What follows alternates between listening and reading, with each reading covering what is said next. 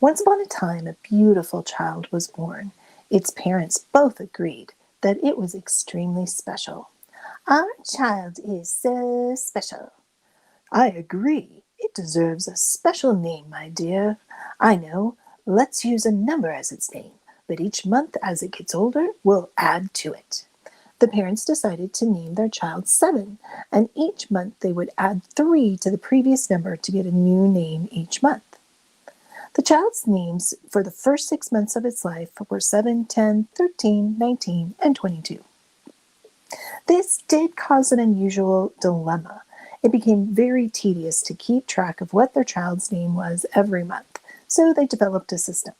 Instead of always using its real name, they decided to use Mom's favorite letter, the letter A, as its nickname. To keep track of which name they were on, they used the number of the month of the child's age. So the first month, its nickname was A sub 1, used in place of the 7. The next month, A sub 2 replaced the 10, and so on. Sometimes they did need to figure out the child's real name, but we'll learn how to fix that problem in the next lesson. This very unusual system came to be known as an arithmetic sequence. All right, enough of the silly story. Let's go ahead and start our notes. We've got a short vocabulary list. Let's dive right into the first definition. A sequence is a list of ordered numbers that has some sort of infinite pattern. 3 dots at the end of any sequence indicate the pattern continues infinitely. So you can see in this first example right here that we've got this list. I've got a missing number and I've got a dot, dot, dot.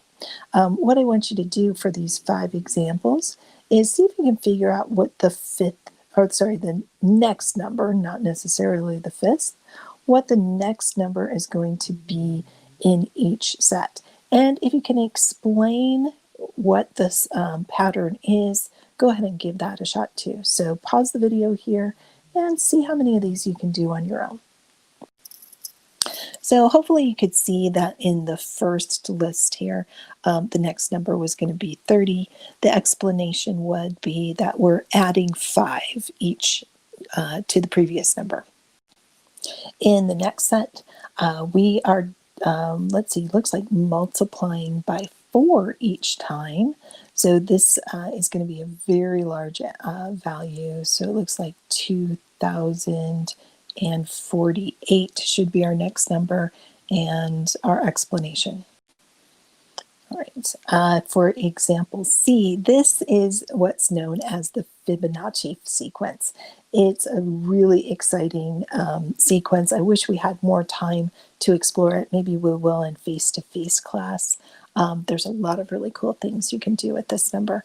But what you do is you add the 2 previous numbers together to get the next number. So for example, 1 plus 1 gives us the 2. 1 plus 2 then gives us the 3. The 2 previous numbers, so 2 plus 3 gives us 5. To get 8, you add the 3 and the 5 before it, 13, and so on. So our next number then is going to be 21. Right. Example D here, this is the first time we see a decreasing sequence. So the numbers start to get smaller. I know to get from 14 to 11, that would be 3, 3, 3. So we're subtracting 3 each time. Our next number then should be -1. So 2 minus 3 would be -1. And our final example, you can see once again, it's increasing. So my first thought, if I'm looking at this one, is that I know 3 times 3 is 9. So let's see if that continues. 9 times 3 is 27. 27 times 3 is 81. 81 times 3 then would be 243. Now there actually is a secondary pattern here, and it's what I like to call the powers pattern. So if I took 3 squared, I would get the 9. 3 cubed, 3 times 3 times 3, 3 to the 4th would give me 81.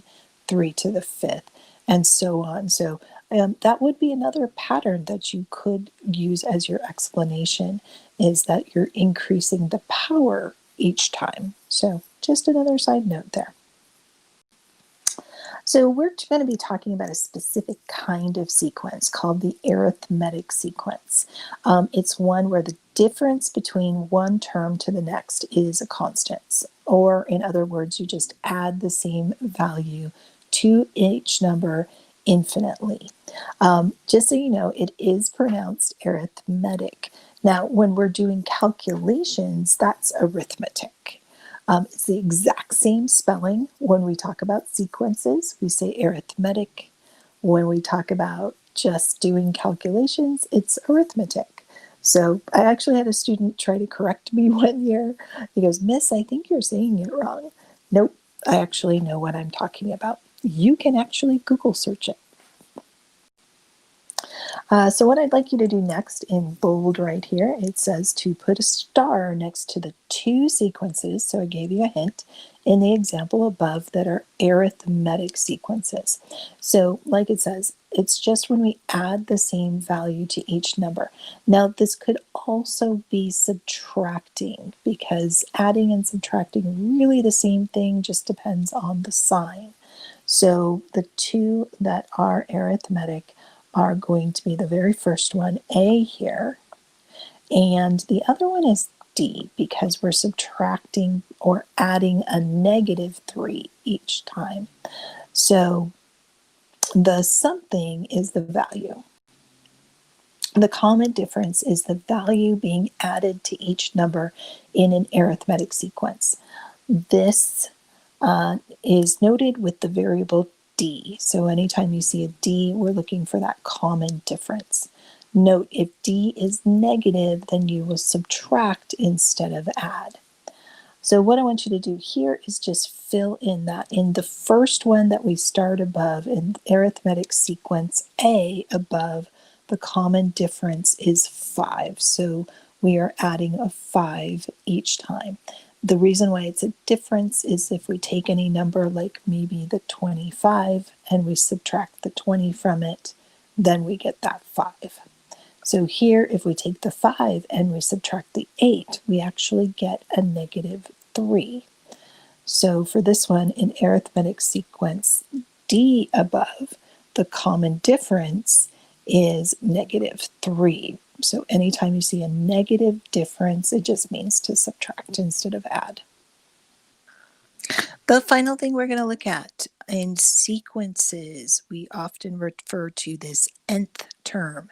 This is the count of the number we desire in the sequence. So the n is going to be replaced with a number, or it just lets us know that we need to be using a pattern here. Our first example, we are just going to put the n's, the numbers, the first number then becomes 5. The second number, so when I say I want the second term, that would be the 10. The third term would be the 15, fourth, the 20, and fifth is the 25. The question asks, what's the first term? The first number in this sequence. That's what it's asking for.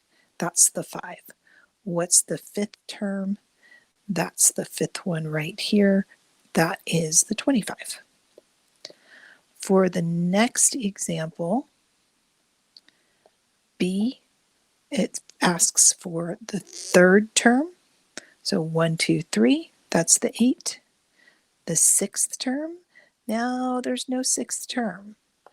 But if you remember in example D up here, this is the same set. So we had to do some calculations. We needed to figure out to subtract the 3.